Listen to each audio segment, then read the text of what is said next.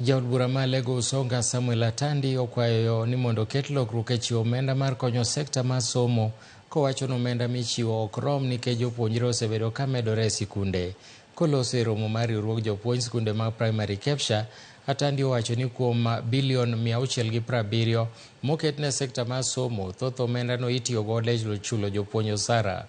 Nomedo ni bajet mar sekta mar somo onego medi nyaka siling trilion 1. But now, last year, as heads of Nyanza, I think as members of parliament, I wanted to highlight that, even to the media, that it is time members of parliament supported the education sector as required. Because even with 670 billion and a large amount of that money goes to TSC for your salaries, it is not sufficient. So I think with the budget, with a 4 trillion budget, I don't think if we gave you 1 trillion of that budget to support education, the country would really lose. I think the country would do much more.